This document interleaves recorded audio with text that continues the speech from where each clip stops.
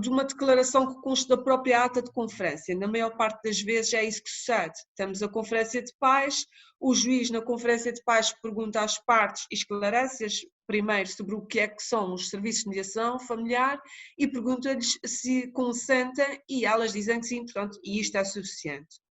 Depois, é muito importante para nós também este suporte documental quando o pedido nos chega da autoridade judiciária, porque daí também do objeto do procedimento de mediação. Ou seja, nós podemos ter um processo de regulação do exercício das responsabilidades parentais a correr termos, em que os pais apenas não se entendem quanto a um particular aspecto.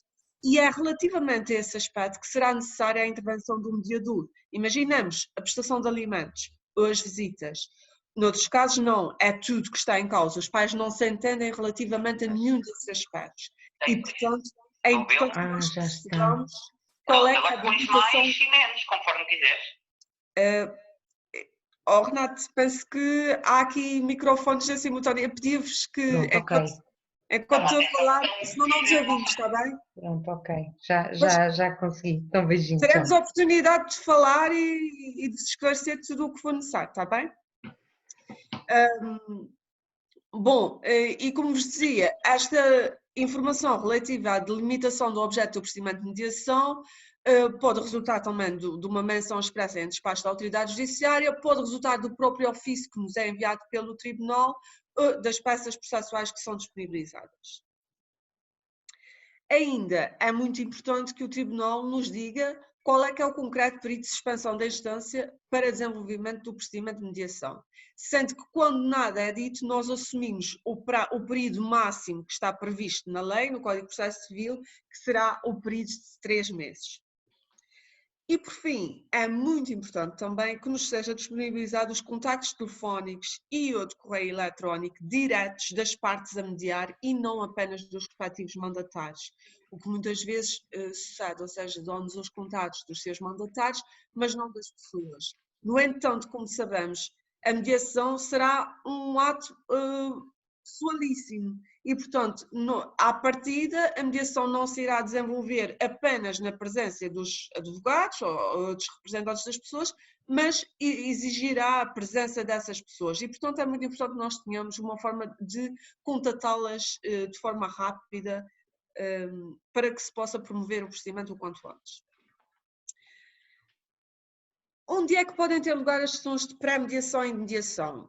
A Direção-Geral da Política de Justiça, na qualidade de entidade gestora do sistema, tem vindo a estabelecer parcerias com várias entidades públicas e privadas, essencialmente entidades públicas, embora também existam algumas privadas, no sentido de que sejam disponibilizados espaços que tenham as condições necessárias para que possam ser realizadas as sessões de mediação.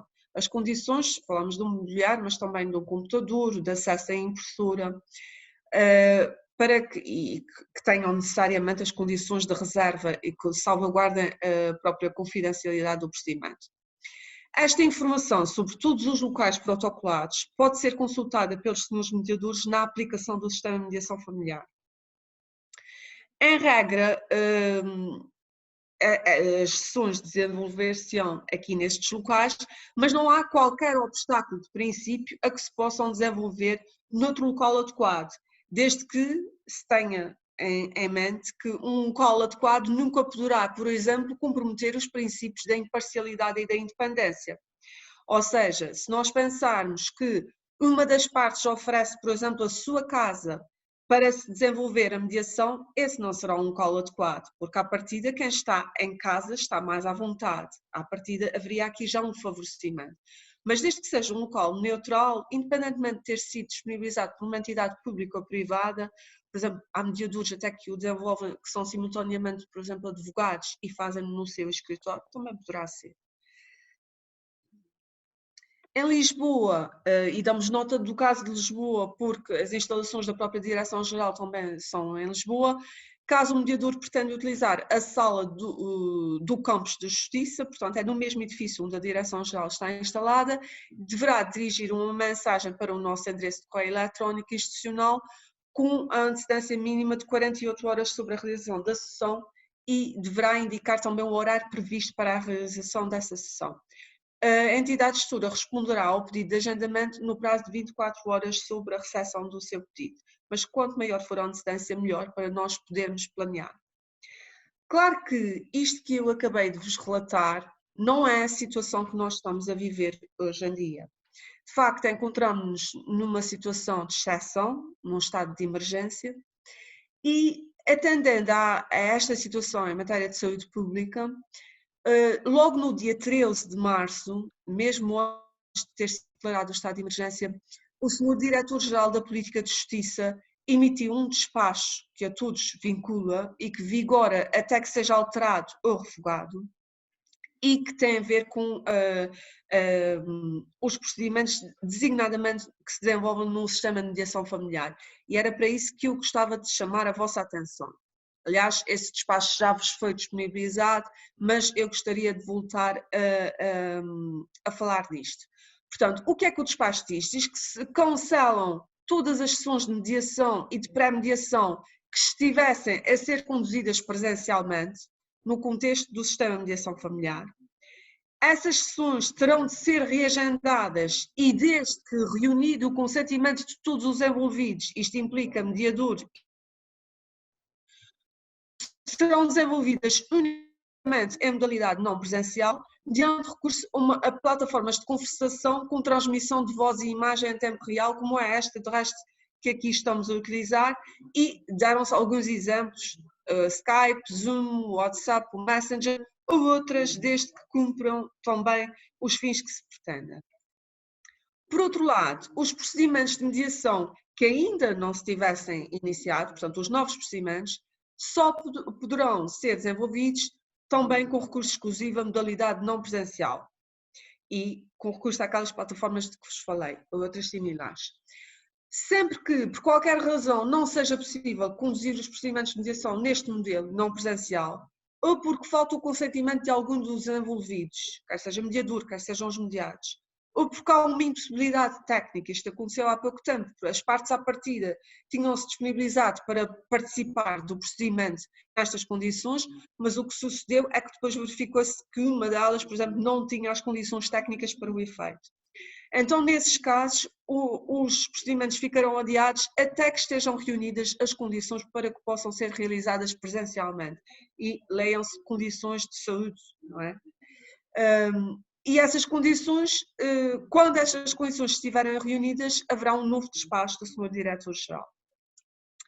Por outro lado, é muito importante terem em conta, e eu não sei se todos os senhores mediadores perceberam bem isto, que a entidade gestora do sistema de mediação familiar, durante este período de exceção, apenas irá designar para conduzir procedimentos de mediação os mediadores que se encontrem inscritos nas listas do sistema de mediação familiar, mas com características especiais, ou seja, aqueles das duas uma, ou que no passado já nos comunicaram a disponibilidade para conduzirem procedimentos à distância, o que pressupõe naturalmente que dominem estas ferramentas tecnológicas, ou então que comuniquem, e isto dirige-se a estes novos mediadores, não é? Que comuniquem esta disponibilidade, mandando uma mensagem para o nosso correio eletrónico e deu-se na altura um prazo de 10 dias úteis. Este prazo é um prazo indicativo, não é um prazo preclusivo, portanto, poderão fazê-lo ainda, é um prazo que é ordenador para que nós também pudéssemos enriquecer as listas. No entanto, aqueles de vós que ainda não o fizeram e que estão em condições de o fazer e pretendem, portanto, desenvolver procedimentos nesta modalidade à distância, devem fazê-lo quanto antes, devem comunicar a sua disponibilidade e serão incluídos numa lista, que é a única lista que está operacional durante este período de exceção, que é uma lista que tem todos os mediadores que estão, independentemente do local do país onde se encontram, que têm capacidade e disponibilidade para desenvolver estes procedimentos. Ainda dar-vos uma breve nota, porque vale a pena, da Lei número 1A/2020, 19 de março, que estabelece medidas excepcionais temporárias de resposta a esta situação que vivenciamos, provocada pelo coronavírus. E uma das coisas que prevê é que os atos processuais e procedimentais que devam ser, peço desculpa, mas eu tenho que passar isso para baixo que não consigo ver isso, que devam ser praticados no âmbito dos processos e procedimentos que corram termos nos tribunais judiciais, mas também nas entidades de resolução alternativa de litígios, e estamos a falar aqui também do sistema de mediação familiar. Relativamente a esses atos, aplica-se o regime das férias judiciais, até que cesse esta situação excepcional. Muito bem, como sabemos, no regime de férias judiciais apenas correm termo os processos urgentes. No entanto, e no caso do regime estabelecido, mesmo nos processos urgentes, os prazos suspendem-se, excetuando nas seguintes circunstâncias. Nos casos em que seja tecnicamente viável a prática dos atos através de meios de comunicação à distância adequados, designadamente por teleconferência ou videochamada, e estamos a falar exatamente do caso que foi previsto já para o sistema de mediação familiar, e também naqueles realizando-se presencialmente todos os atos e diligências urgentes quando estejam em causa direitos fundamentais, nomeadamente diligências processuais. Eu chamo a atenção para isso. O que está aqui em causa são diligências processuais. Portanto, não está aqui nunca em causa um procedimento de mediação, mas podem estar em causa diligências processuais relacionadas com um processo no âmbito do qual foi determinada a mediação familiar. Portanto, sempre que nós tenhamos a mínima dúvida sobre se será urgente desenvolver aquela mediação, nós, entidades de estudo, iremos perguntar à autoridade judiciária que coordenou a mediação se será urgente e, sendo urgente, informando que só poderá ter lugar à distância, e se não for, então a autoridade judiciária com certeza diz que só se retomará o procedimento ou só se iniciará o procedimento quando cessar esta situação de exceção. De resto, é isso que tem sucedido até agora. Gostava ainda de vos falar de alguns princípios norteadores da mediação. Não porque não os tenham já bem presentes, seguramente têm, fizeram uma formação específica para isso, mas na medida em que estes princípios de que vou falar têm implicações que são sui generis no que respeita ao exercício no contexto do sistema público de mediação familiar. E começando pelo princípio da competência, princípio que se refere ao mediador. Pressupostos deste princípio são que existem competências adequadas ao exercício da atividade de mediação. A lei diz-nos isso, ou seja, são competências específicas. Por outro lado, estas competências têm a natureza teórica, mas também prática. É o legislador que nos diz. E diz ainda que se podem adquirir tais competências através de ações de formação, designadamente desenvolvidas por entidades certificadas pelo Ministério da Justiça. Por isso eu digo ou não, ou seja, admite-se também que possam ser adquiridas de outra forma. Isto para vos dar uma noção de qual é que é o quadro de mediadores que nós temos em Portugal. Nós temos desde logo mediadores públicos e mediadores privados. Relativamente aos mediadores privados, temos mediadores que estão inscritos na lista que é organizada pelo Ministério da Justiça e que se encontra publicada na página da Direção-Geral da Política de Justiça, e diríamos que estes mediadores gozam daquilo que eu chamaria a prerrogativa da executoriedade. Porquê? Porque os procedimentos de mediação que conduzam, se for obtido um acordo, esse acordo beneficia de executoriedade, ou seja, é executório por si só pelo facto de ter intervindo nesse procedimento um mediador que está inscrito nessa lista e desde que estejam reunidos os demais pressupostos, designadamente, desde que a matéria ou objeto do acordo não esteja sujeita à homologação judicial obrigatória, que é o que acontece, por exemplo, com a regulação do exercício das responsabilidades parentais ou o divórcio. São matérias que estão sujeitas à homologação obrigatória, portanto, mesmo que intervenha um mediador nestas condições, o acordo terá sempre que ser homologado para ser executado. Portanto, mas dizia-vos eu, estes mediadores que estão inscritos na lista organizada pelo Ministério da Justiça, sabemos que concluíram com aproveitamento um curso de formação em mediação que foi desenvolvido por uma entidade certificada pelo Ministério da Justiça. E eu sublinho aqui, em mediação, nós não sabemos se foi, por exemplo, mediação familiar ou não, porque não há essa concretização da formação específica, por assim dizer. Por outro lado, está garantida a publicitação da condição desses mediadores, designadamente mediante publicação na página da Direção-Geral da Política de Justiça. Qualquer cidadão pode consultar a página e ver que mediadores se encontram inscritos na lista. Por outro lado, falando ainda de mediadores privados do universo com que nós lidamos, nós temos mediadores que não estão inscritos nesta lista. E relativamente a esses, sabemos que podem ter concluído ações formativas especializadas e essas ações podem ser desenvolvidas por entidades certificadas pelo Ministério da Justiça ou não, e podem, ainda no limite, não ter concluído qualquer ação formativa especializada. Esta é a realidade da mediação privada. Agora falamos da mediação pública e designadamente do sistema de mediação familiar, que é isto que nos traz cá hoje. Nós sabemos que estes mediadores concluíram um curso de formação em mediação familiar, portanto temos a garantia da especialização, que foi desenvolvido por uma entidade certificada pelo Ministério da Justiça. E temos também a garantia da publicitação da sua condição. Qualquer cidadão pode consultar a página da Direção-Geral da Política de Justiça e consultar que mediadores existem inscritos nas listas do sistema de mediação familiar, inclusivamente distribuídos por organização territorial.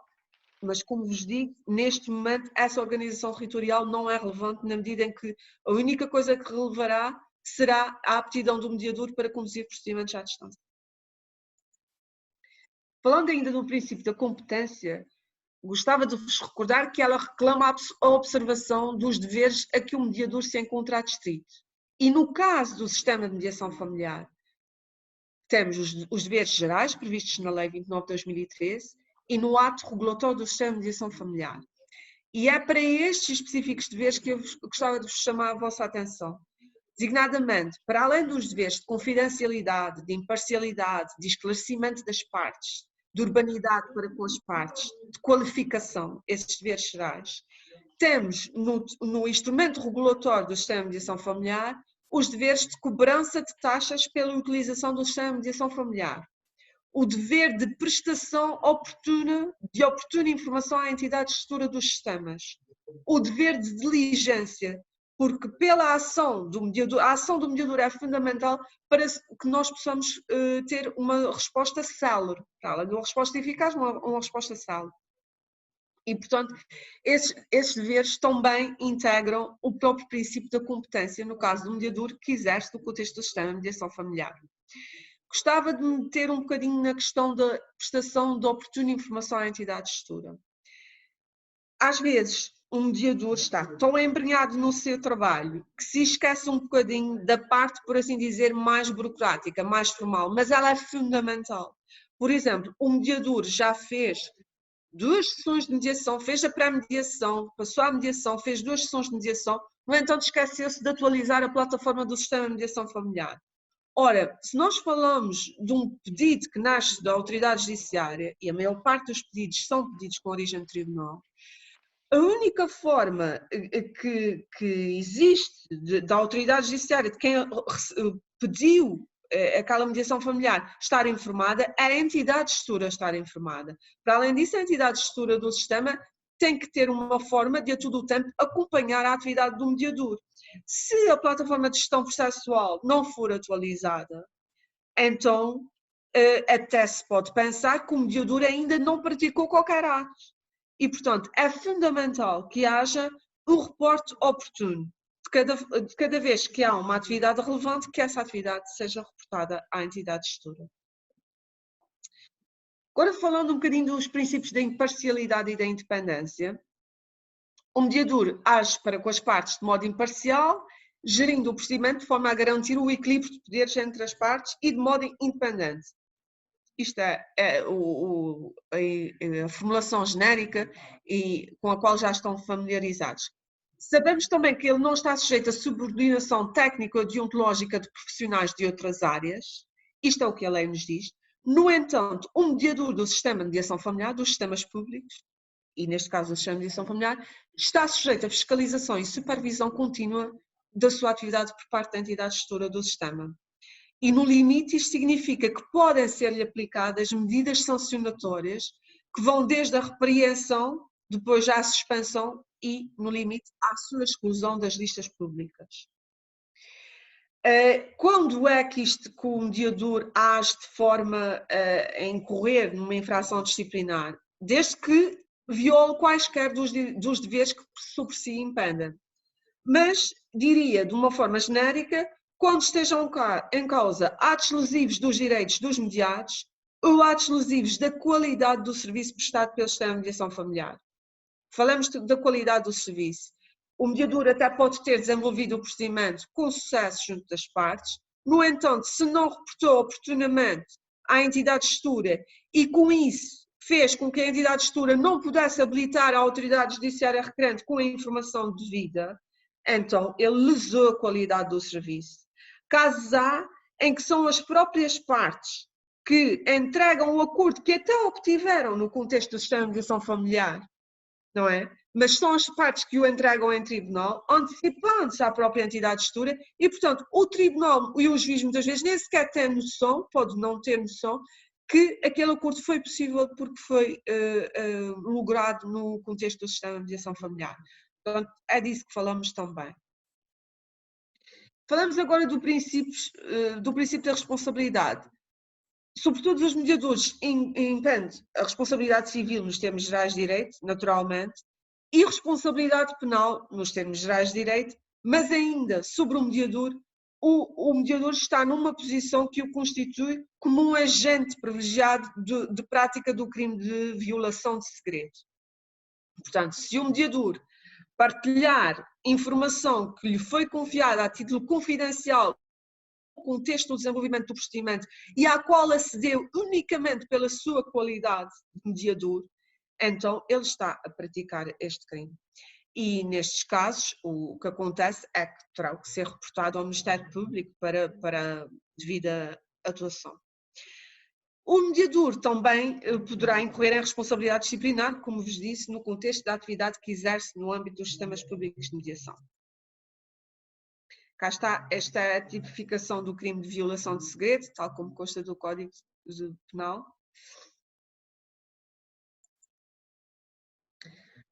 Falando agora do princípio da confidencialidade. O princípio da confidencialidade, sabemos todos que é um princípio fundamental, caracteriza o procedimento de mediação e vincula todos os intervenientes no procedimento. Falamos de mediador, das partes, de advogados, intérpretes, etc. Significa isto que todas as informações veiculadas no procedimento de mediação devem ser mantidas sob sigilo e que todo o conteúdo das sessões de mediação está abrangido pelo dever de confidencialidade.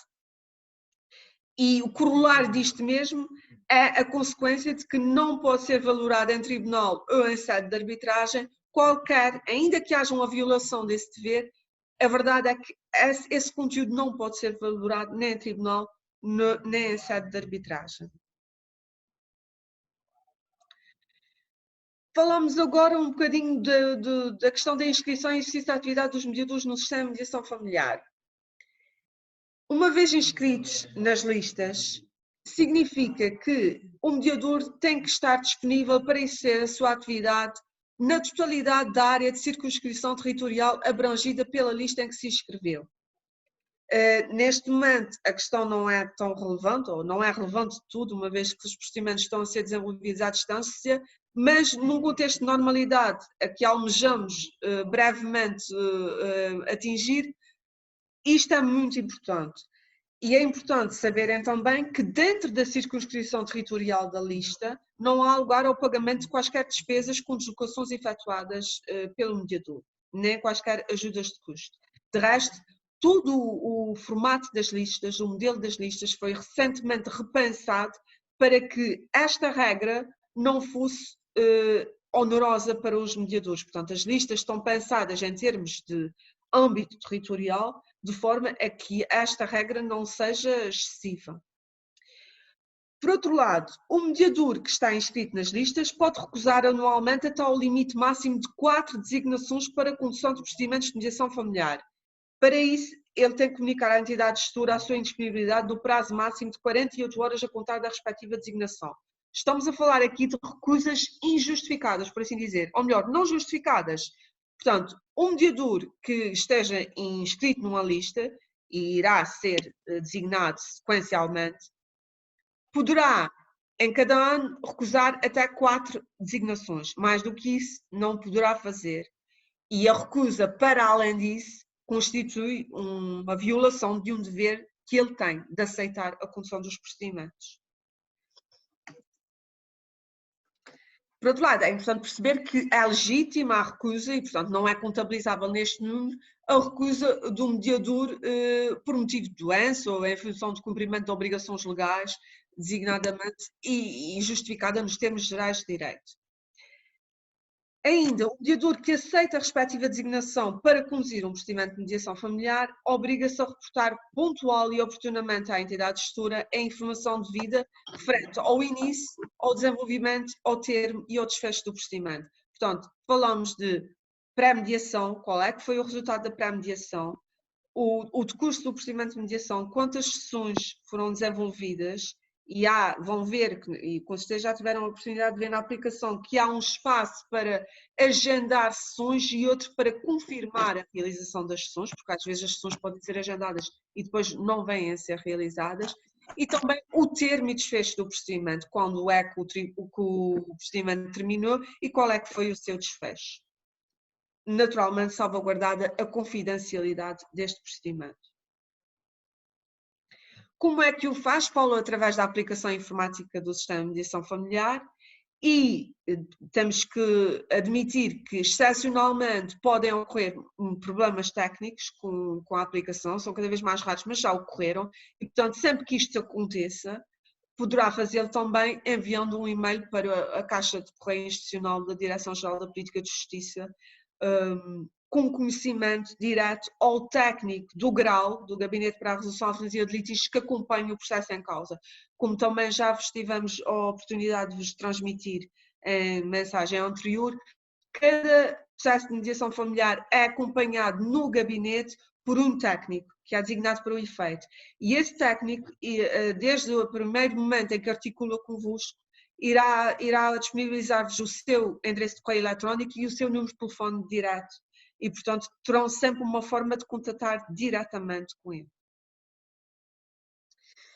Falamos ainda de especiais deveres procedimentais do mediador no contexto do sistema de mediação familiar e que constam do manual de procedimentos do sistema de mediação familiar que já vos foi enviado, mas também está na aplicação do sistema de mediação familiar.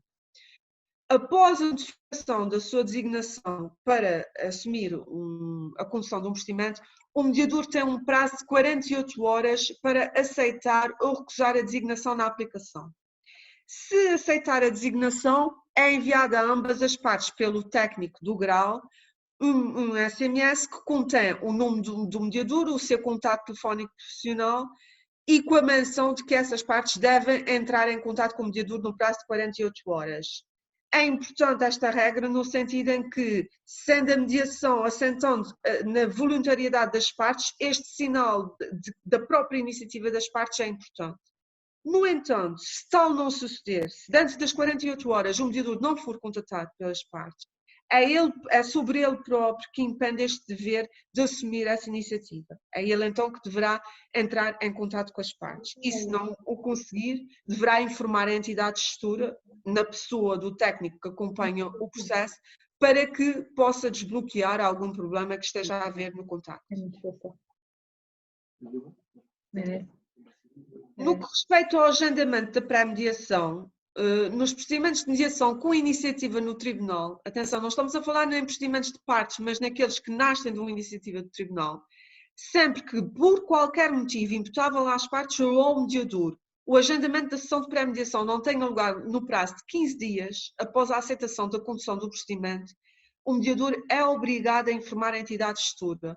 Para quê? Para que o tribunal também possa ser informado em conformidade. O prazo de 15 dias é um prazo mais do que razoável para que haja o agendamento da sessão de pré-mediação. Nem sequer estamos a falar da confirmação da sua realização, mas do agendamento. Se no prazo de 15 dias, após o mediador ter aceito a designação, nada suceder, nem sequer um agendamento da pré-mediação, há que alguma coisa não estará bem. E, portanto, convém que a entidade que tem uma expectativa e que pediu o procedimento seja informada.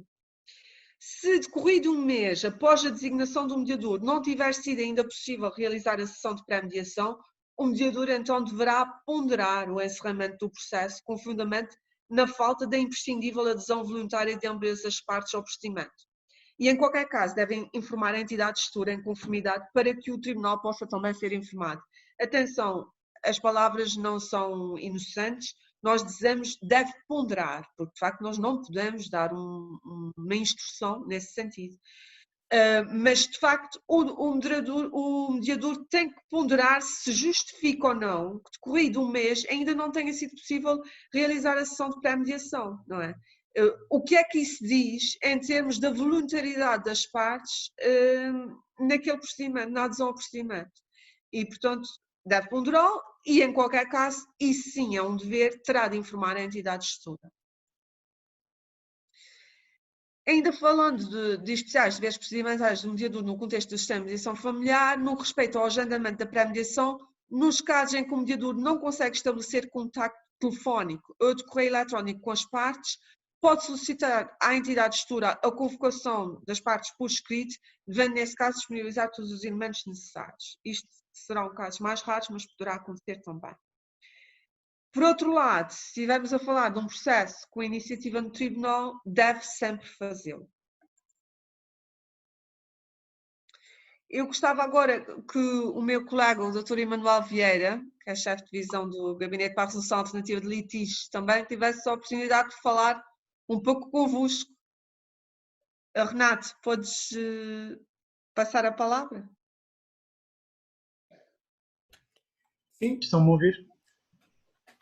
Estão-te a ouvir, sim. Estão a ouvir? Ok. Sim, sim. Muito bem. Muito obrigado. Bem-vindos a todos. Eu vou então continuar com a apresentação. Portanto, para falar um pouco nesta articulação que é feita entre os senhores mediadores e a entidade gestora. Portanto, continuando aqui neste diapositivo que a doutora Marta deixou relativamente à pré-mediação, sempre que o procedimento seja concluído sem subscrição do protocolo de mediação, o mediador deve inserir na plataforma informática do SMF, no prazo de 2 dias úteis após a realização da sessão, um conjunto de documentos. Eu gostaria de também relembrar que nós enviámos já há algumas semanas um guia rápido de utilização da plataforma, onde estão descritos precisamente todos os passos e todos estes documentos que devem ser inseridos na plataforma informática. Como a doutora Marta referiu, cada processo tem um gestor, e quer o gestor, quer eu, quer a doutora Marta, estamos disponíveis para prestar todo o apoio que sintam necessário nesta fase. Qualquer dúvida que tenham, não hesitem em nos contactar. Continuando então relativamente aos processos fins na pré-mediação. Não havendo subscrição do protocolo de mediação, portanto, o processo é findo nesta fase, o mediador deve inserir a ata inicial, a informação relativa ao agendamento e à realização da sessão de pré-mediação e ainda um questionário do mediador.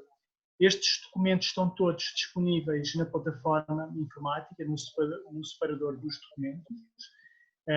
Podem fazer o upload, podem extrair esses documentos da plataforma, onde poderão também encontrar outros documentos, minutas de acordos, por exemplo, outros documentos que de facto são relevantes na gestão dos processos de mediação. Relativamente à ata inicial, a ata inicial deve ser entregue em exemplar a cada uma das partes e deve ser assinada pelo mediador e pelas partes. Se eventualmente, em algumas circunstâncias, não for possível que uma das partes assine a ata inicial, deve o senhor mediador indicar o motivo das partes não terem assinado.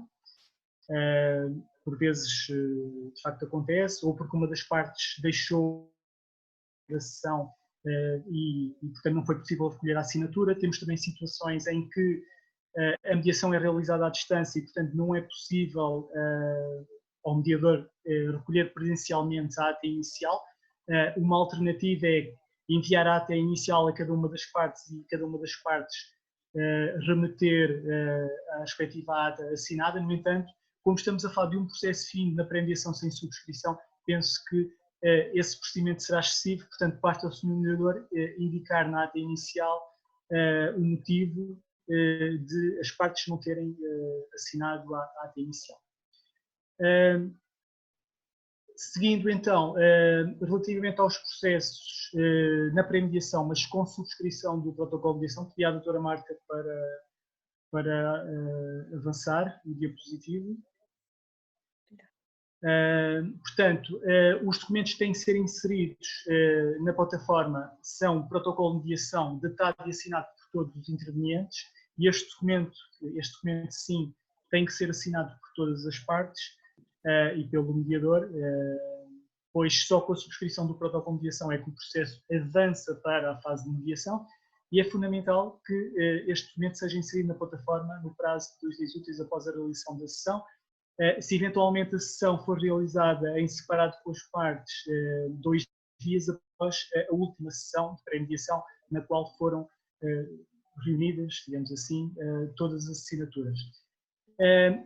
Aqui temos a indicação que deve ser inserida a ata inicial, mas isto é um lapso nosso. A ata inicial, de facto, antigamente a ata inicial era inserida nestas situações, no entanto, entendemos que, por forma a desburocratizar o procedimento, que não faz sentido haver inserção aqui nesta fase da ata inicial, portanto, basta que o mediador junte o protocolo de mediação subscrito por todas as partes. Relativamente à informação relativa ao agendamento e resolução da sessão de pré-mediação, é muito importante que esta informação seja inserida. Também o é, como eu referi anteriormente, quando o processo se termina na pré-mediação sem subscrição do protocolo de mediação, porque é com base também nesta informação que, no caso do mediador do sistema de mediação familiar pedir num processo, lá está, que não terminou na pré-mediação, ou que tenha terminado na pré-mediação, mas realização efetiva da sessão de pré-mediação, porque em alguns casos não se chega a realizar a sessão de pré-mediação, e portanto nestes casos o procedimento termina, mas o mediador tem direito a receber a título de honorários um montante de 70 euros, portanto é muito importante que esta informação sobre a efetivação das sessões de pré-mediação e naturalmente depois das sessões de mediação é muito importante que esteja inserida na plataforma.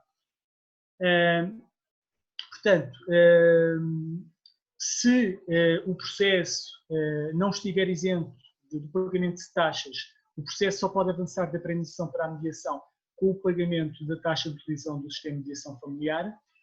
No separador de documentos disponível na plataforma está um documento que explica de que forma é que é feito o pagamento da taxa inicial, da taxa de utilização do sistema de mediação familiar, que tem um montante de 50 euros por parte. E, portanto, o mediador, na pré-mediação, deve disponibilizar às partes essa informação e as partes, nessa sequência, efetuar o pagamento da taxa e depois o mediador, quando insere o protocolo de pré-mediação, deve inserir também os comprovativos de pagamento de taxa. Já agora eu informo que o comprovativo de pagamento, neste momento o único meio de pagamento disponível é a transferência bancária para um IBAN que consta daquele documento que eu referi e, portanto, deve ser inserido, deve ser feito o upload desse comprovativo de pagamento da taxa por transferência bancária. Há casos em que as partes tenham requerido o apoio judiciário e, nesses casos, o senhor mediador deve pedir à parte o comprovativo do requerimento de apoio judiciário e inserir aqui essa informação de que a parte requereu o apoio judiciário. Passando então agora para o diapositivo seguinte, eu já me antecipei, portanto, o pagamento, as situações de pagamento e de isenção da taxa de utilização do SMF, portanto, como eu referi, neste momento o pagamento é feito através de transferência bancária, no entanto está a ser, como a Dra. Marta referiu, está a ser desenvolvida uma nova plataforma informática e está previsto que o pagamento destas taxas seja feito através do DUC. Naturalmente, quando essa plataforma entrar em funcionamento, todos os mediadores irão receber uma sobre a utilização dessa plataforma e, nomeadamente, vão receber informação sobre como é emitido o DUC por essa plataforma, o qual, após pagamento, nos permite a todo o tempo, desde que seja paga a taxa, através do DUC, permite-nos saber se a parte pagou ou não a taxa. Ou seja, isto significa que, sendo essa informação obtida de forma automática entre sistemas, não será depois, nessa altura, necessário haver o upload deste documento e, portanto, o mediador saberá, a partir do momento que a taxa foi paga, saberá que a parte pagou e, portanto, poderá avançar o procedimento para a fase seguinte, para a fase de mediação. Portanto, esta informação sobre o benefício de isenção da taxa de utilização por qualquer das partes a mediar é inserida pelos nossos técnicos como cota na plataforma do SMF. Portanto, de qualquer modo, o mediador pode também consultar toda a informação sobre o processo, toda a informação sobre as partes e poderá confirmar efetivamente se as partes estão ou não isentas do pagamento de taxa ou se requereram o apoio judiciário. Acontece em alguns casos as partes, quando submetem o pedido, e portanto estamos a falar de processos que não foram submetidos por tribunal, as partes informarem que requereram um apoio judiciário. Já aconteceu as partes, de facto, indicarem essa informação, mas depois na prática não se verificar que tenham requerido apoio judiciário e, portanto, nesses casos, embora as partes tenham feito essa indicação na plataforma, se elas não apresentarem o comprovativo, portanto, as partes não estão isentas e, portanto, será necessário efetuar o pagamento da taxa de utilização do sistema de mediação familiar. E, portanto,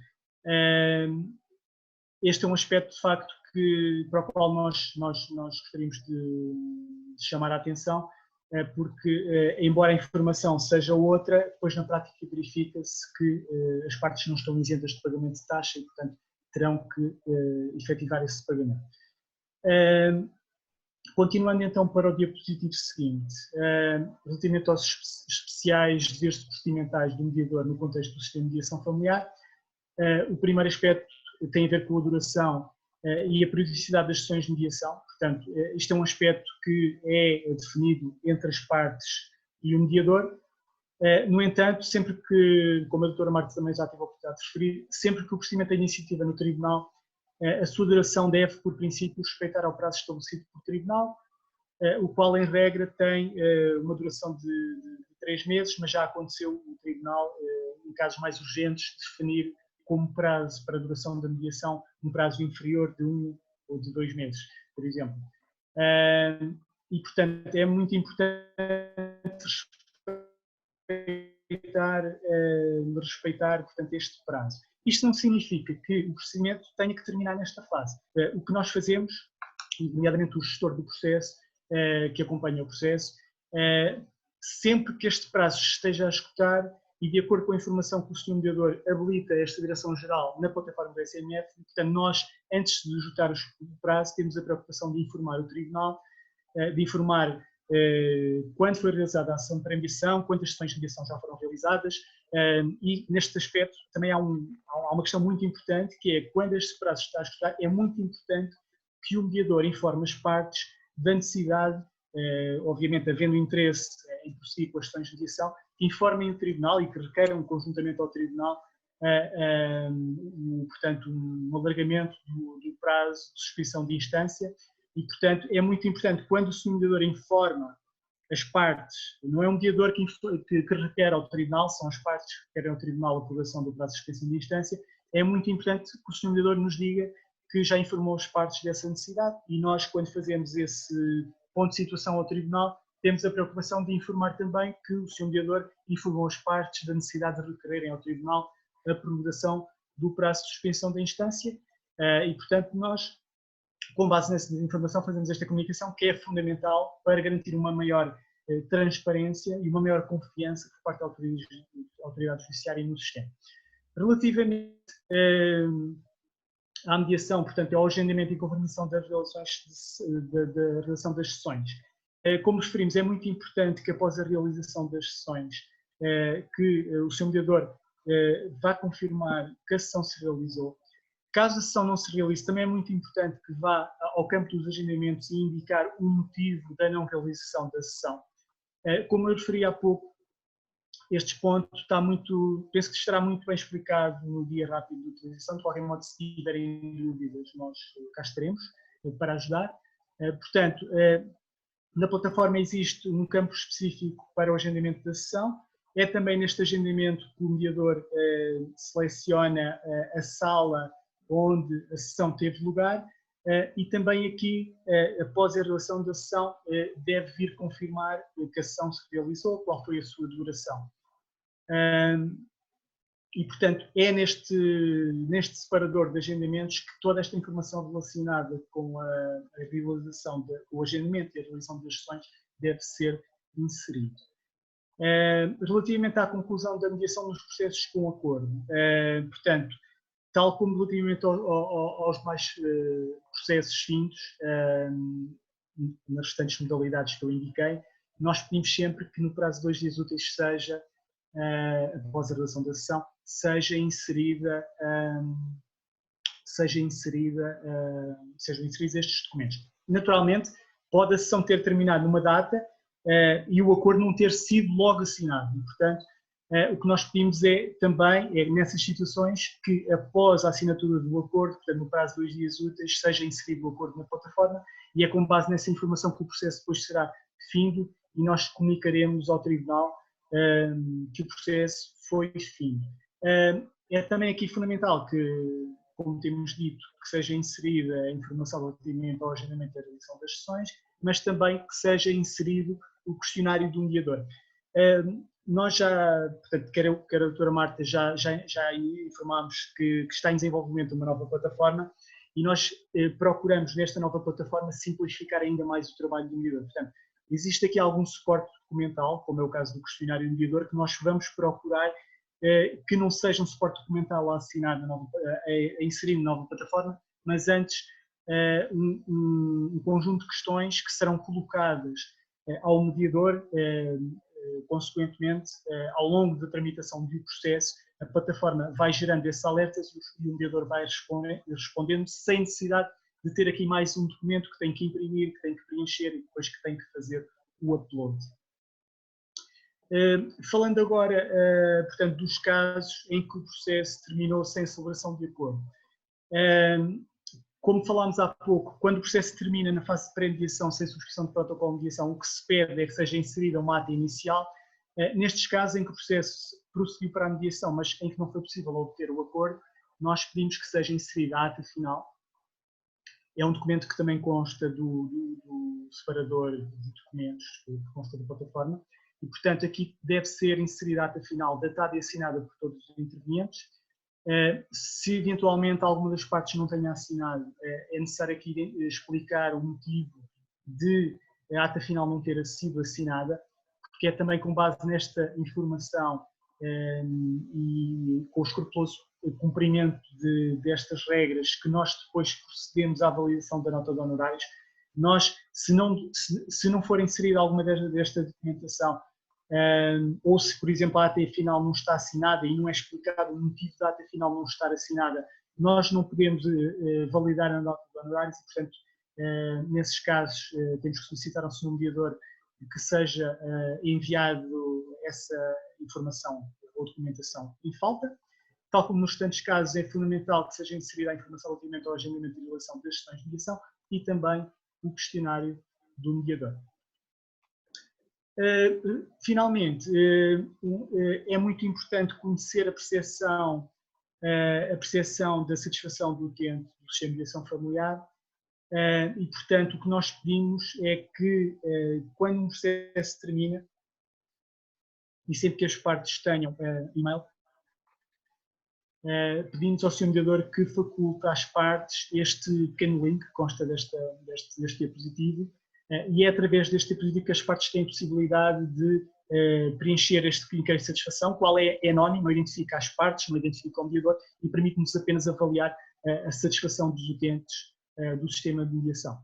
É muito importante que, de facto, este link seja disponibilizado às partes, pois só assim conseguimos medir o grau de satisfação dos utilizadores do sistema de mediação familiar. Não temos aqui um diapositivo, mas eu gostaria também de dizer o seguinte. Portanto, esta plataforma que vão utilizar é uma plataforma que foi bem concebida, mas que será substituída por uma outra. E como neste momento estamos em desenvolver uma nova plataforma, nós, obviamente, que não tivemos a possibilidade de alterar alguns aspectos que constam desta plataforma. E um deles tem a ver com as notas de honorários. Nós só conseguimos validar os honorários depois do Sr. Mediador, e tal como nós explicamos no guia rápido de utilização, validar os honorários. O que eu vos peço é para desconsiderarem o valor dos honorários que consta desse separador, o qual não foi atualizado, porque os novos honorários foram foram determinados recentemente e, portanto, não se justificavam, uma vez que já estávamos a desenvolver a nova plataforma e na sequência do despacho normativo da Sra. Secretária de Estado da Justiça, não se justificava de facto haver essa alteração da plataforma e, portanto, desconsiderem essa informação. Essa informação é importante para nós recebermos o processo como findo. No entanto, a validação dos honorários será feita com base numa nota de honorários que os servidores vão enviar por e-mail. Portanto, esse campo visa apenas proceder ao arquivamento do processo e não tem qualquer relevância para efeitos de validação de notas de honorários. Qualquer dúvida, estamos ao dispor, portanto vamos agora abrir o espaço para colocarem questões e estamos aqui disponíveis. Muito obrigado a todos.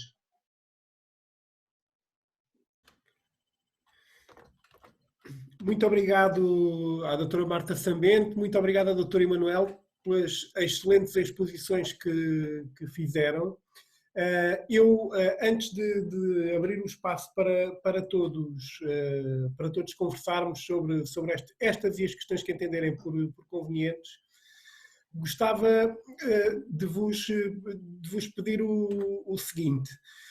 Gostava de pedir que cada pessoa, quando, ao fim e ao cabo, desse indicação no chat de que quer intervir, só isso, e pedia ao Dr. Emanuel Vieira que fosse abrindo os microfones de cada uma dessas das pessoas, portanto, por sua vez, para que não haja ruído suplementar aqui na nossa conversa. Queria também dar uma nota, e esta agora tem a ver não com aspectos técnicos, mas tem a ver com a participação dos senhores mediadores, novos mediadores no sistema de mediação familiar, e é uma nota muito simples, é uma nota de esperança, porque todos nós estamos absolutamente convencidos de que o sistema de mediação familiar necessitava de um impulso, ao fim e ao cabo, com sangue novo, se me permitem a expressão,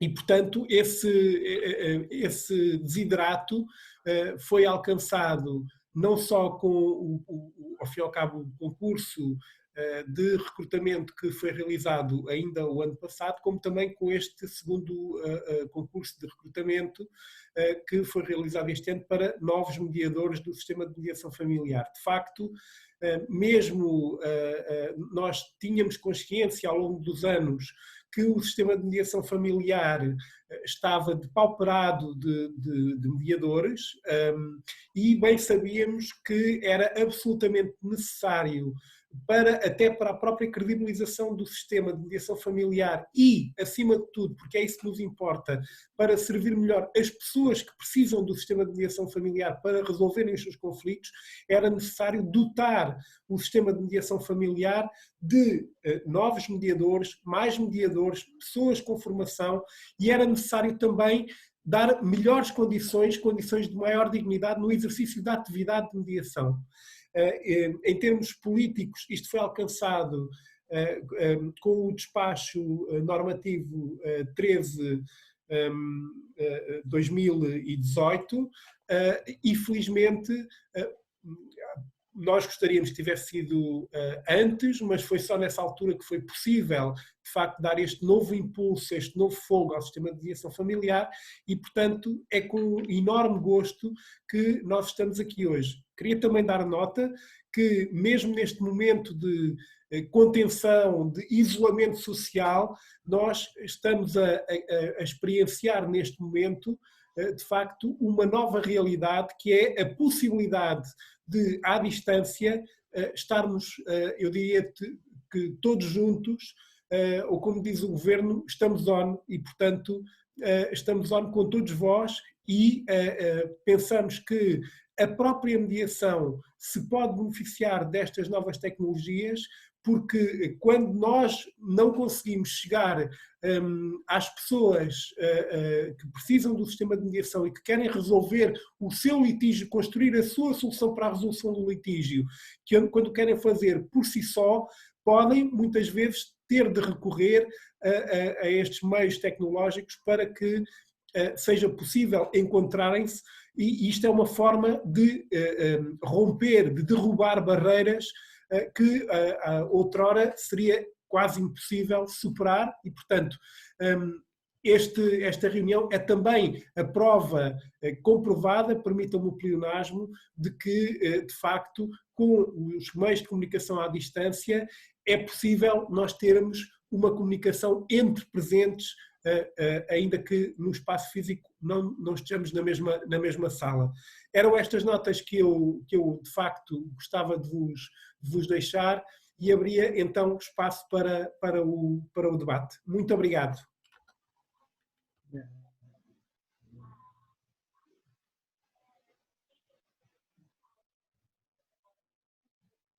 Não. Paula Barata.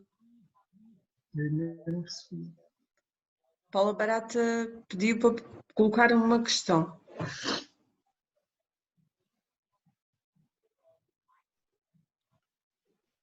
Já está ativo. Doutora Paula Barata pode falar. Obrigada, boa tarde a todos. A minha questão prende-se com o comprovativo do pedido de apoio judiciário.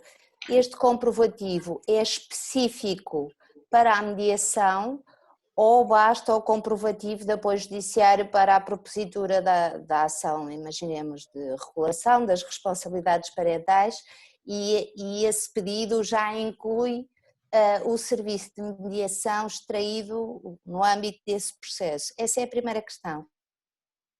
A questão é se basta o comprovativo em como foi pedido o apoio ou se devemos exigir a comunicação da concessão desse pedido. Obrigada.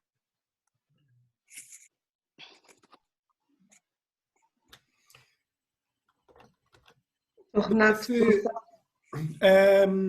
Então, respondendo à primeira questão, o pedido que seja concedido para, de facto, para o processo em que depois corre termos a mediação, é válido também para o processo de mediação. Porquê? A lei do acesso ao direito e aos tribunais, a lei 47 de 2007, que veio de 28 de agosto, que veio republicar a lei 34 de 2004, de 29 de julho, o que diz é que o apoio judiciário concedido para no âmbito de um determinado processo concreto, de uma determinada questão concreta, estende-se a todas as fases do processo. Ora, a mediação familiar é precisamente uma dessas fases do processo e, portanto, basta de facto que as pessoas tenham esse comprovativo para que possam, ao fim e ao cabo, beneficiar-se do apoio judiciário. Isso, de facto, penso que a resposta de facto é esta, e para nós é clara, e esse é o entendimento que temos tido não só na DGPJ, mas é o entendimento que resulta, como disse, do próprio regime do acesso ao direito e aos tribunais. Muito obrigado. Doutora Paula, não sei se tem mais alguma questão. A segunda questão era se basta o comprovativo em como foi pedido o apoio judiciário ou se devemos exigir também a resposta, portanto, em como o apoio judiciário foi efetivamente concedido, ou se esse controle passa apenas pelo tribunal. Não, de facto basta o comprovativo do pedido, porque nós sabemos que, e aliás é o que resulta também da lei, mas nós sabemos que muitas vezes os procedimentos de concessão de apoio judiciário demoram muito tempo a ser tramitados e portanto, de facto, basta o pedido, o comprovativo do pedido. Obrigada.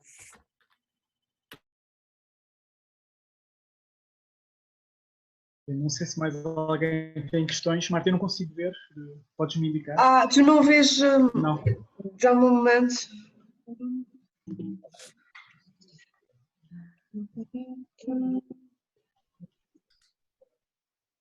Não, até agora não. Tem aqui a doutora Vilma Silvestre. Só um bocadinho. Doutora Vilma? Sim. Olá, boa tarde. Boa tarde. Muito obrigada pela apresentação e pelos esclarecimentos. Eu, enquanto mediadora privada, muitas das vezes faço mediação com um colega. E nesse sentido gostaria de perceber se na mediação pública também há possibilidade de realizar a mediação com um mediador enquanto parceiro. Obrigada. Obrigado. Boa tarde, doutora Vilma. É a doutora Vilma, não é? Sim, obrigada. Doutora, essa possibilidade está prevista no Despacho Normativo 13 de 2018 e, de facto, não há qualquer obstáculo que façam a comediação. O que se passa é que o sistema apenas suportará os honorários do mediador designado e, portanto, cabe ao mediador designado acordar com o outro a eventual partilha de honorários. Está bem? Ok, muito obrigada. Não. Parece. Emanuel, Diana Lucas também. Só um bocadinho.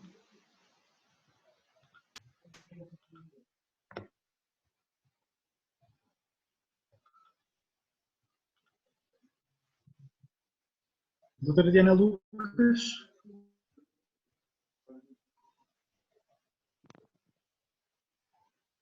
Doutora Diana Lucas? Sim. Pode falar. Posso? Ok. Obrigada desde já pelos esclarecimentos. Eu sou nova no sistema e, portanto, é toda uma nova realidade e por isso agradeço. Tenho só aqui algumas questões também um bocadinho relacionadas, se calhar, com as que já foram colocadas. No caso da última questão, por exemplo, gostaria de saber se é possível, dentro da disponibilidade do próprio sistema, contactar com algum colega ou contactar com a própria autoridade gestora, não é? Neste caso a DGPJ, para assistir a sessões de mediação. Isto porque eu sou mediadora de formação, mas não sou mediadora de experiência e, portanto, acho que teria muito a ganhar se pudesse, antes de, apesar de já estar nas listas, poder ter um contacto um bocadinho mais próximo com a mediação na prática. Esta é a primeira questão. A outra questão, que também tem a ver com as sessões em si, é perceber se há alguma previsão de que vá ser feita uma reorganização territorial das listas, porque, e esta minha questão vem pelo facto de entrei na segunda fase do concurso, não é? Que já só estava aberta a algumas zonas do território e, portanto, acabei por escolher uma zona que é mais próxima, mas não é de todo a minha zona de residência e, portanto, vou ter que ter, sim, algumas despesas para poder assegurar as designações, mas se houvesse uma reorganização ou se houver a possibilidade de transferência de mediadores nas zonas territoriais, se isso é uma hipótese ou como é que se processa, não é? Daqui para a frente. Não sei se querem já responder, depois tenho ainda mais duas questões. Pode colocar já as 4 questões. Ok. Relativamente aqui ao apoio judiciário, como referiu a doutora Paula Barata, só para ter aqui também um bocadinho a percepção, quando contactamos as partes para a sessão de pré-mediação, portanto é a primeira, é nessa que deve acontecer logo a comprovação do pagamento, se podemos logo avisar então as partes de que devem trazer o comprovativo do apoio judiciário, eventualmente o pagamento não o vão fazer por antecipação, presumo eu, e se esclarecer as partes, se quiserem beneficiar desse apoio, fazerem o pedido antes da ação de pré-mediação. Pronto, no fundo só para perceber como é que funciona na prática. E por último, uma questão relacionada com os mediadores em si e com a forma como lhes são pagos os honorários, se o mediador tem que ter alguma atividade específica registada nas finanças para o exercício da mediação. Isto porque, no meu caso, pode implicar, pronto, aqui umas questões de contribuições à Segurança Social, mas tudo bem, que eu gostava de saber. E acho que para já é tudo. Muito obrigado. Obrigada. Então, eu se calhar começava só por dar uma nota, e tem a ver essa nota com a segunda questão que a doutora acabou de colocar. E tem a ver de facto, com as listas de mediadores e com a reorganização geográfica dessas mesmas listas. De facto, a reorganização geográfica das listas de mediadores foi um processo que já se encontra concluído. Pelo menos nesta fase mais recente e nos próximos tempos, iremos, em princípio, manter as listas tal como estão, porque temos de ver se as alterações que foram de facto introduzidas, e foram muitas, como funcionam essas mesmas alterações. Quanto à questão de ter havido 2 concursos, de facto, nós e a senhora Secretária de Estado da Justiça, quando aprovou o despacho normativo 13/2018, nesse despacho deu-se preferência aos senhores mediadores com a experiência profissional. E deu-se essa preferência, não por alguma espécie de discriminação face aos outros senhores mediadores, mas porque, de facto, se tentou, num primeiro momento, dotar o sistema de mediação familiar de sistema público, para que o serviço público tenha, de facto, a máxima qualidade, dotar esse sistema com o número máximo possível de mediadores com a experiência profissional. Sucede que não foi possível, ao fim e ao cabo, ter mediadores com experiência profissional, novos mediadores em todo o território nacional, e daí ter-se aberto um segundo concurso para recrutar novos mediadores, agora sem experiência profissional. Nós sabemos que não há ninguém que nasça ensinado, e sabemos que, de facto, esta questão da experiência profissional é uma questão que também não é uma questão isenta de crítica, bem ao contrário, sabemos que é uma questão polémica, há argumentos, quer no sentido de se defender um acesso só a pessoas que tenham formação profissional, como também há argumentos contrários que, ao fim e ao cabo, sustentam a ideia de que todos devem ter acesso a este sistema público de mediação. Nós, de facto, tentámos, de alguma forma, uma solução o mais equilibrada possível e, portanto, neste momento não está projetada nenhuma alteração às listas, no sentido de permitir, pelo menos sem nenhuma argumentação e nenhuma situação excepcional, que, de facto, haja um reposicionamento dos senhores mediadores que se candidataram a este segundo concurso em todas as listas no território nacional. Espero ter esclarecido de facto esta questão. Passava a palavra aos meus colegas para, de facto, dizerem de sua justiça quanto às outras questões. Muito obrigado. Bom, então, relativamente à primeira questão, o contato com os outros mediadores, percebemos e desde logo antecipamos essa necessidade, especificamente no contexto desse segundo concurso, porque sabemos que à partida não têm a experiência e, portanto, é natural que sintam essa necessidade. O que nós podemos fazer, e de resto já temos feito noutros contextos, a nossa experiência é que os mediadores são muito solidários entre si, são bastante solidários no exercício da profissão e podemos, e iremos fazê-lo com certeza, pô-los em contato. Eu não sei onde é que fisicamente, portanto geograficamente está, poderá, neste momento isso é irrelevante, lá está, porque estamos todos aqui, tudo o que se fizer há de ser à distância. Mas mesmo, o que eu quero transmitir é que mesmo fisicamente já tem havido outras situações em que os senhores mediadores colaboram nesse sentido, e eu tenho a certeza que temos mediadores que já integram as listas e que têm a experiência e seguramente não irão negar-se a esse tipo de colaboração. Eu não sei se me fiz entender, mas parece que sim. O que eu pedia, doutora, e todos aqueles que se encontrarem na sua situação, é que nos mandem um e-mail exatamente a dizer isso, para que nós possamos compilar, ter uma ideia de qual é que é a origem geográfica em termos de listas, para que também no futuro e numa situação de normalidade se possa organizar de outra forma. Mas sim, isso parece-me perfeitamente possível, ainda que determinantemente dependente da colaboração dos senhores mediadores.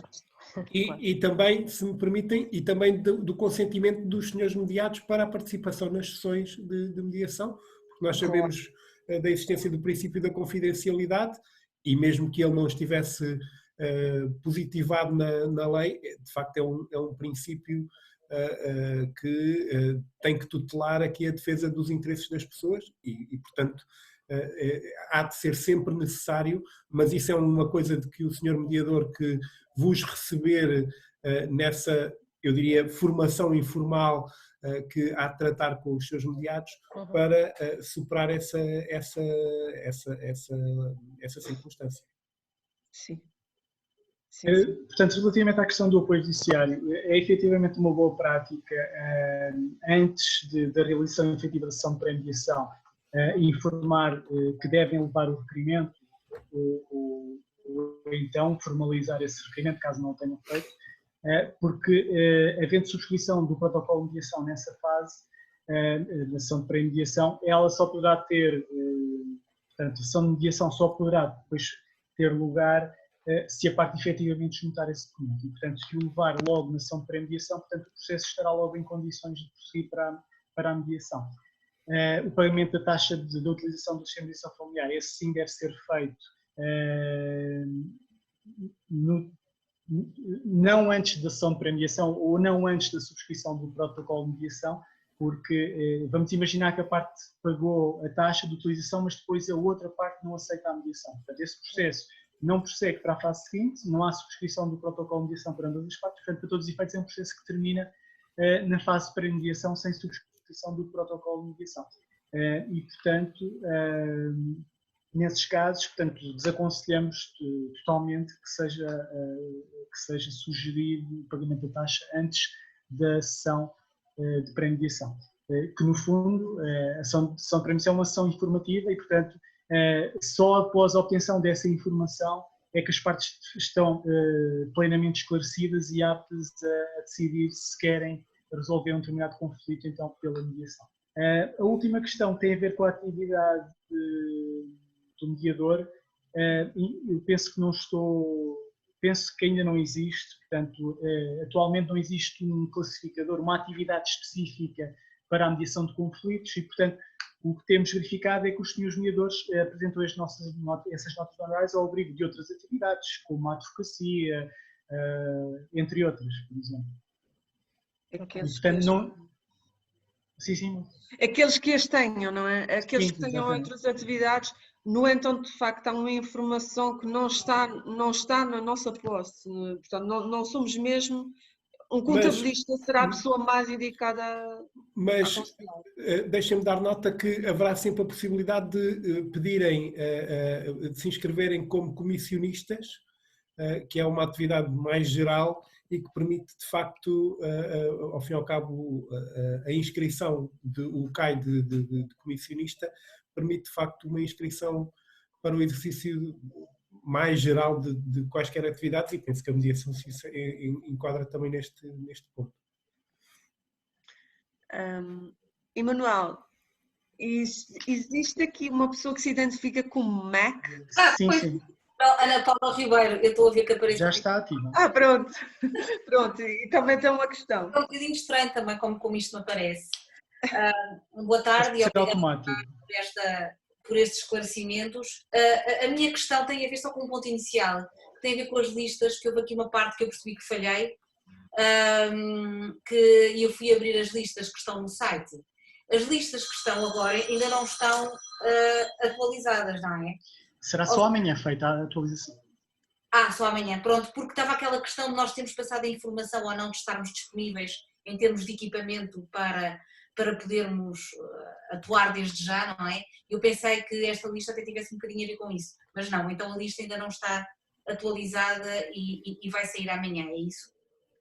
Exatamente. Portanto, uma vez que iniciam funções amanhã, a lista será publicada amanhã na nossa página E aproveito já para dizer que a maioria de vós já recebeu, entretanto, um e-mail com as credenciais de acesso à plataforma. Quem ainda não recebeu, receberá até ao final desta tarde.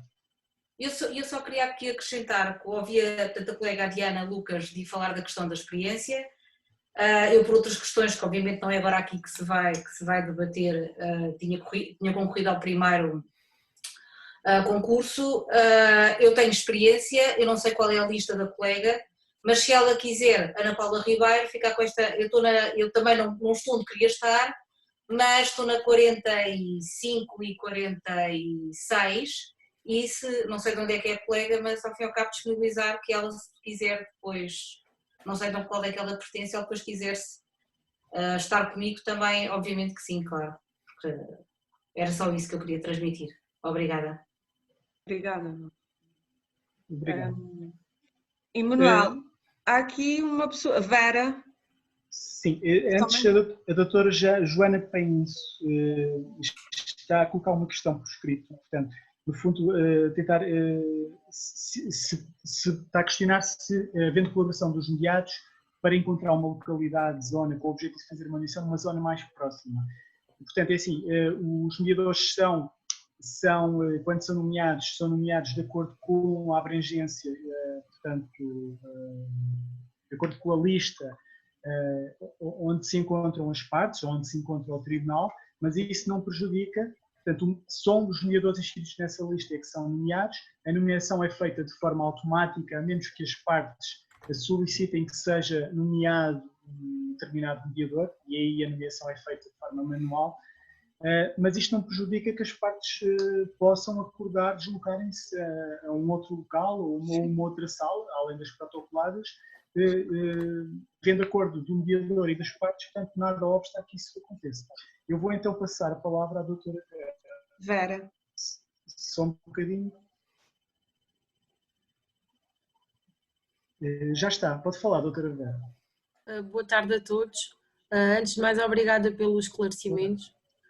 Eu, como a colega Ana Ribeiro, se não estou em erro, que se manifestou anteriormente, também já tinha alguma experiência, tendo concorrido ao primeiro concurso, mas por um lapso meu tive que passar para a segunda fase, que já está ultrapassada, e gostaria agora de colocar aqui 3 questões. Eu sou da zona do Alentejo e houve poucas pessoas a concorrer para estas listas, mas o que verifiquei no primeiro concurso foi que se candidataram aqui para a região do Alentejo, ou para as zonas aqui no Alentejo, pessoas que moram, ou pelo menos a morada que têm é de muitos quilómetros daqui, o que me faz pressupor que dificilmente algum dia virão cá fazer uma mediação. E verifiquei também que estas pessoas candidataram-se a todas as zonas do país praticamente, o que roubou, entre aspas, lugares a pessoas que poderiam ser mais próximas e poderiam ter ficado vinculadas a essas zonas.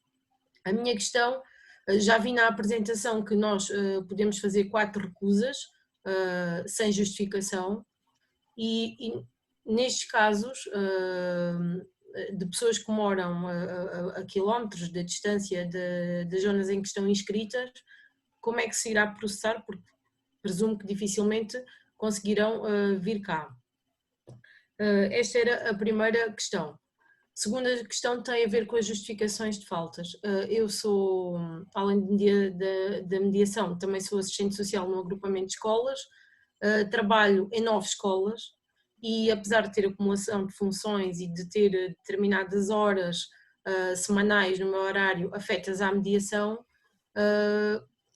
se começar a haver um volume de mediação, será difícil de dar resposta a todos os pedidos. A minha questão era, faltas que se prendam com questões laborais, com a minha entidade patronal, são sempre justificadas. Outra questão tem a ver com as CPCJs. Se nós fizermos parte da comissão restrita, poderemos fazer mediação à mesma, dentro da própria CPCJ, à qual pertencemos, ou está fora de hipóteses? E é tudo. Muito obrigada. Obrigada, doutora Vera. Começando pela primeira questão, penso que a doutora parte de um princípio e faz uma suposição que nós não podemos assumir. O que nós sabemos é, as pessoas concorreram, as pessoas reuniram requisitos, foram selecionadas e as pessoas têm um estatuto, por assim dizer, com feixe de direitos e deveres. E os deveres, de entre esses deveres, é que conduzam os procedimentos de mediação. Portanto, nós não podemos aqui andar a imaginar que as pessoas moram longe e, portanto, não vêm. Logo se vê. As pessoas, vamos partir do princípio que toda a gente irá cumprir com a sua parte. Cumprindo, o despacho é claríssimo. Têm que aceitar os procedimentos, podem não aceitar 4 no ano de forma injustificada. Portanto, vamos ver.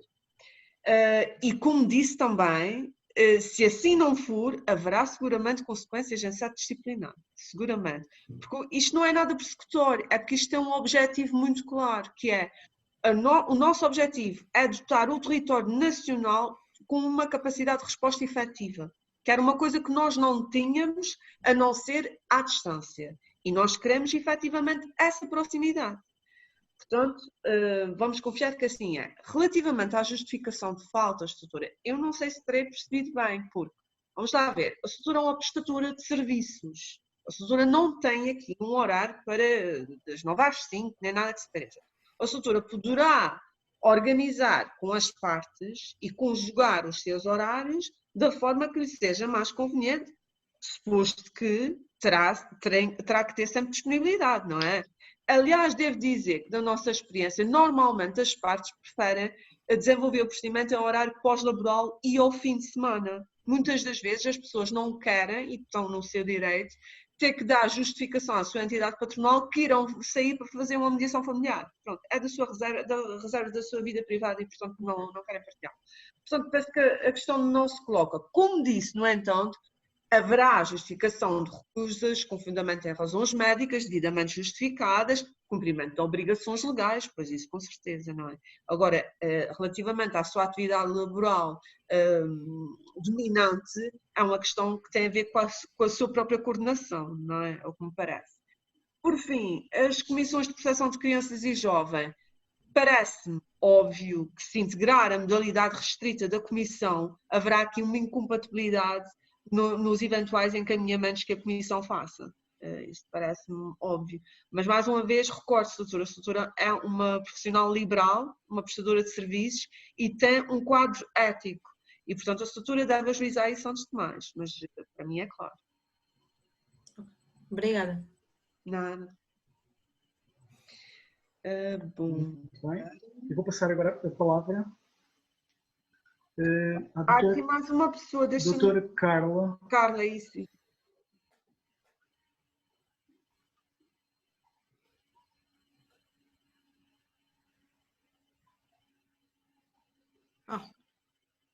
Doutora Carla? Mas está sem... sim, já se ouve. Sim, agora sim. Sim, ok. Sim. Olá, boa tarde a todos e a todas. Sangue novo é o que nós precisamos todos, não é? E mudar aqui um bocadinho a questão do paradigma. Obrigada pela excelente intervenção. E tenho aqui 3 questões e daí ter colocado por escrito, porque não sabia muito bem como haveria de intervir.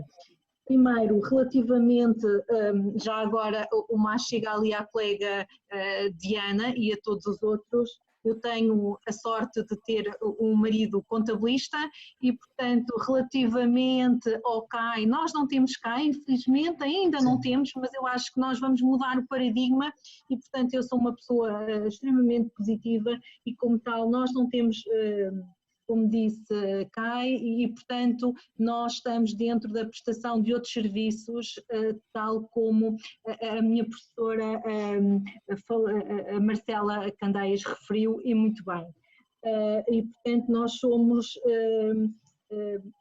outra prestação de serviços e é assim que nós nos temos que enquadrar.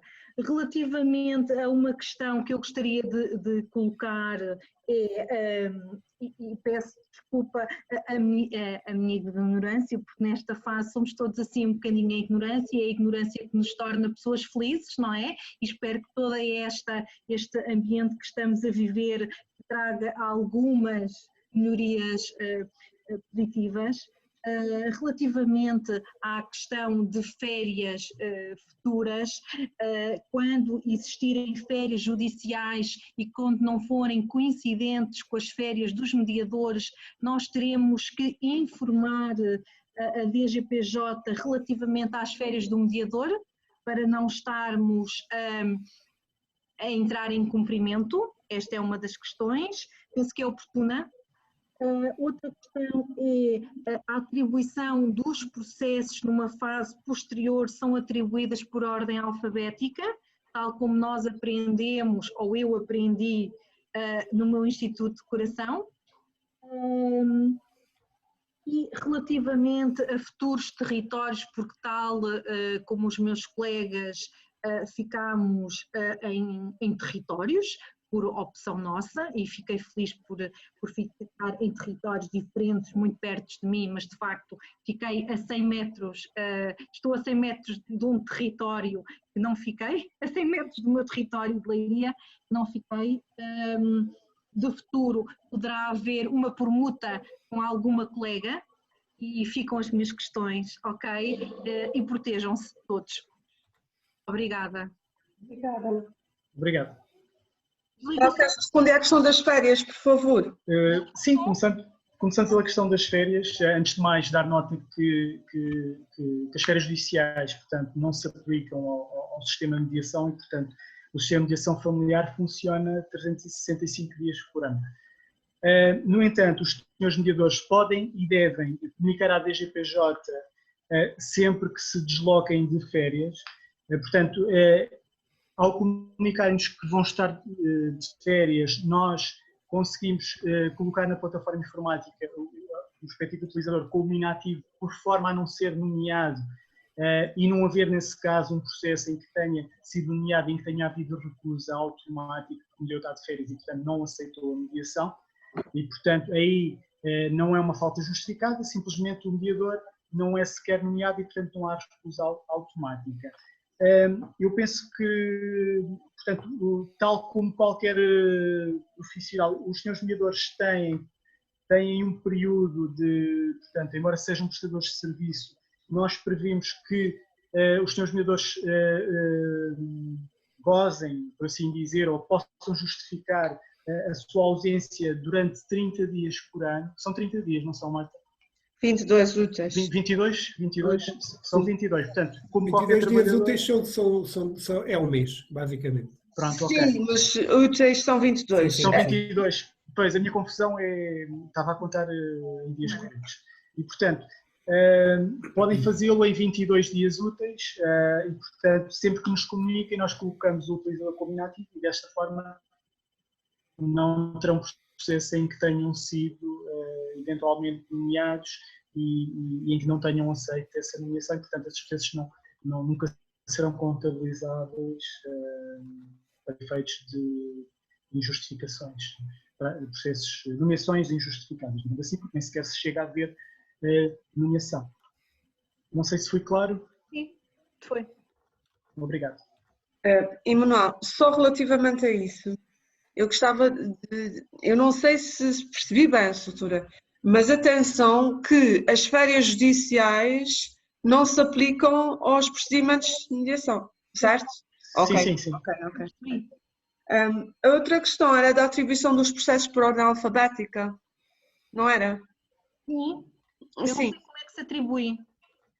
Portanto, as pessoas, é feito de forma sequencial, as pessoas integram a lista e agora, Emanuel, é por ordem alfabética, isso não tenho a certeza, sinceramente. Não é por ordem alfabética, portanto, a própria plataforma ordena os mediadores, consoante eles vão sendo inseridos nas listas, e vai nomeando cada mediador sequencialmente, e, portanto, de forma automática. Portanto, o primeiro mediador que está na lista será o primeiro a ser nomeado, e assim sucessivamente. Portanto, vai percorrendo os diferentes mediadores que constam dessa lista.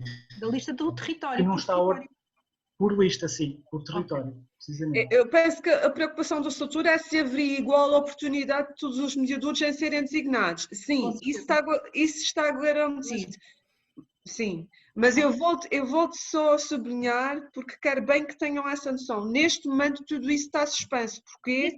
Porque é só aquela lista à distância. Portanto, dentro da lista daqueles que se disponibilizam para mediar à distância, será essencial. Sim, sim, com certeza, doutora.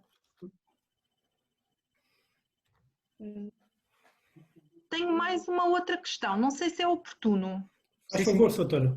Relativamente, isto é assim, quando nós lemos muito e começamos a ter muitas dúvidas, relativamente à plataforma do sistema de mediação familiar, e porque eu sou também formadora, tento ser formadora na área familiar, levanto e tento muito aplicar, ou seja, transmitir estes conceitos, que as pessoas desconhecem muito a questão da mediação familiar, do sistema de mediação público, as pessoas colocam muito a questão: eu posso escolher um mediador? Se eu tenho acesso à lista de mediadores públicos, eu posso, quando finalizo na plataforma que quero a mediação familiar, eu posso escolher um mediador familiar? Fica a minha pergunta. Sim, claramente. Sim, doutora, claramente. Isso está previsto na própria lei da mediação, na lei 29 de 2013. Okay. Portanto, se a pessoa vai desenvolver o procedimento no contexto do sistema público, pode escolher de entre os mediadores que integram aquela lista, não é? Pública, com certeza. Sim, sim. E até no limite pode escolher um mediador de outra lista, desde que seja à distância. No limite até poderá fazê-lo, mas aí terá que ser à distância, certo? Porque aquele mediador não está vinculado a deslocar-se ao resto do território. Só está vinculado a deslocar-se dentro da sua lista. Dentro da sua lista, ok. Já agora gostaria só de dizer uma coisa. Esta plataforma não tem um campo específico para escolher o mediador, a nova plataforma terá. O que nós pedimos é para inserir no campo observações, colocar essa informação, de que pretende que o procedimento seja conduzido pelo mediador A. Muito bem. Muito bem. Obrigada. Obrigado, doutora. Obrigado a nós. Há aqui uma pessoa que pergunta qual é que é o e-mail para onde comunica. É sempre o e-mail geral da DGPJ. Portanto, correio, dgpj.mj.pt.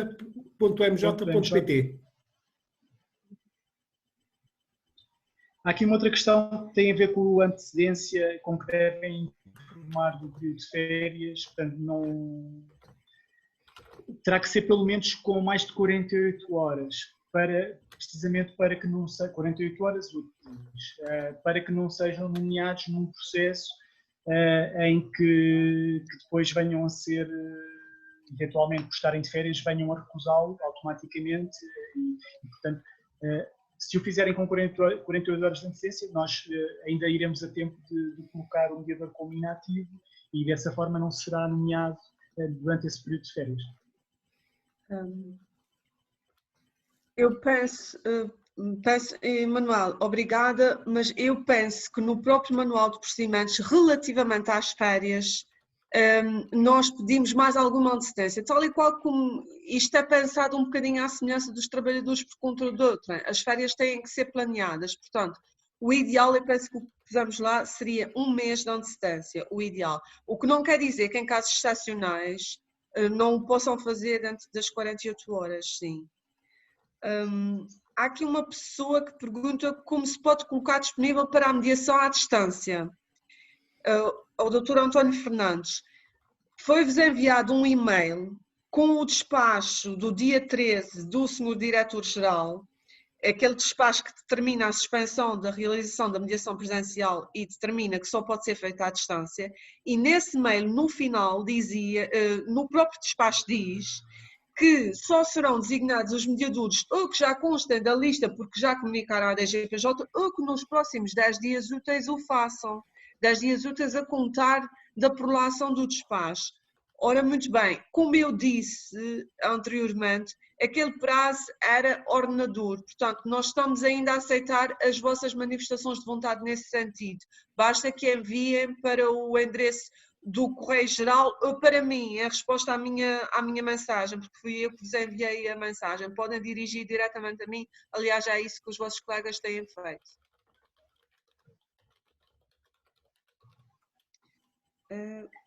Há aqui quem pergunte quando serão enviadas as credenciais.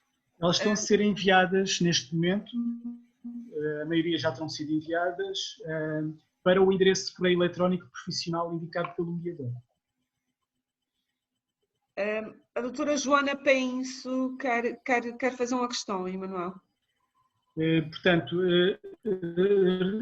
queria só repetir, o endereço é o correio@dgpj.mj.pt. Eu vou então passar a palavra à doutora Joana Painço. Só um bocadinho. Boa tarde. Boa tarde. A minha questão prende-se com a presença dos advogados nesta fase de distanciamento social. Muitas vezes, imagina que temos os dois mediados que ambos querem a presença dos advogados na mediação online. Mas isso é possível? É possível ter 4 pessoas online ao mesmo tempo, por exemplo? Quantos estamos aqui, doutora? Sim, estamos muitos, mas não sei, pronto, não sei se seria possível isso, ou se um quiser ter e o outro não quiser, se poderia haver algum problema com isso, não sei. O Skype permite ter mais de 4 pessoas em simultâneo. Ok. Pronto, e depois existem outras plataformas como esta. Esta plataforma também é uma excelente plataforma. Neste momento estamos 62 pessoas. Ok. E, portanto, de qualquer modo, se tiver alguma dúvida, pode-nos ligar e nós ajudamos. Ok, muito obrigada. Okay. Eu gostava só de recordar o seguinte, e por isso é que o despacho também é muito claro nesse sentido. A vossa manifestação de vontade de não conduzirem os procedimentos à distância pressupõe que dominem alguma dessas plataformas. Isso porque, se não for assim, é a própria confiança dos mediados na credibilidade do sistema que está posta em causa. Portanto, e não será muito difícil, digo eu. O que eu aconselho é que quem não tem essa experiência tem que a praticar antes de dizer que está apto a. Está bem? Deixem-me ver aqui mais alguém. Relativamente, há aqui alguém que não percebeu a questão da escolha do mediador.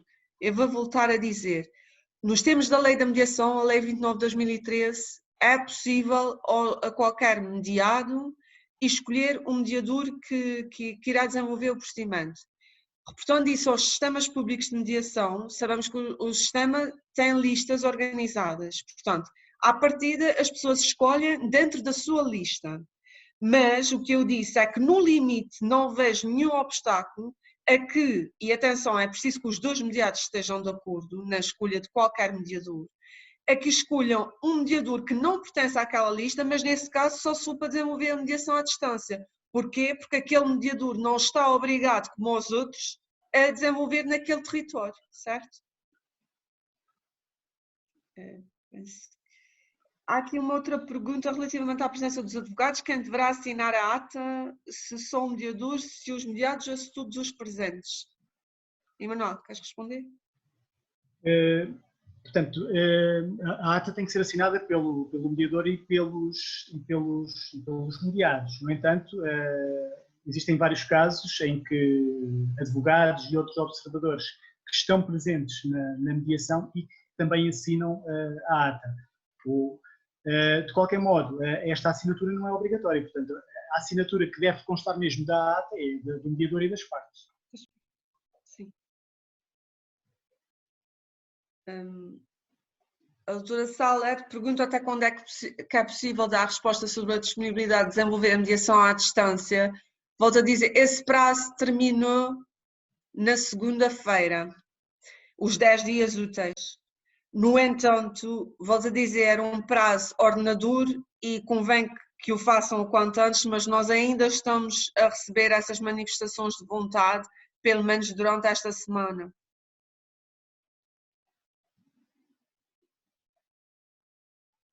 Acho que não há aqui mais nada. Acho que está aqui.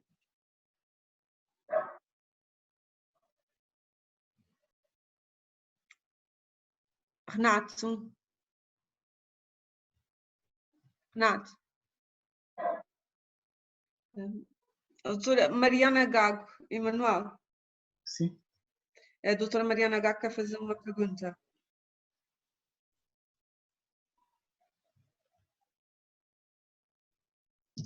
Doutora Mariana, pode falar.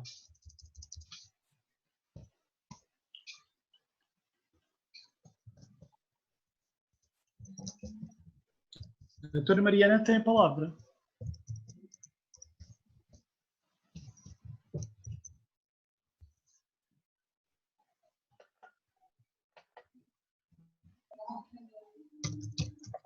Diz que tem que o fazer por escrito porque não tem som. Ok. Vai pôr a questão por escrito, nós aguardamos então. Ok. A doutora Célia tem aqui uma questão também, pergunta como são feitas as assinaturas nas sessões à distância. Na prática temos várias possibilidades.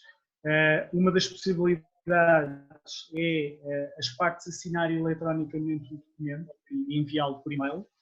Outra possibilidade que também acontece frequentemente é, vamos imaginar que é o protocolo de mediação. Uma assina e envia ao mediador, a outra parte assina um outro documento, que também é o protocolo de mediação, e envia ao mediador. E, portanto, o mediador assina os dois, e esses dois protocolos são juntos como um único documento na plataforma. De qualquer modo, não tendo, ambas as partes subscrevem o protocolo de mediação, portanto, o facto de serem dois documentos diferentes não viabiliza essa subscrição. E depois existem também alguns casos em que os mediadores fazem circular o documento. Por exemplo, no caso da corte tem que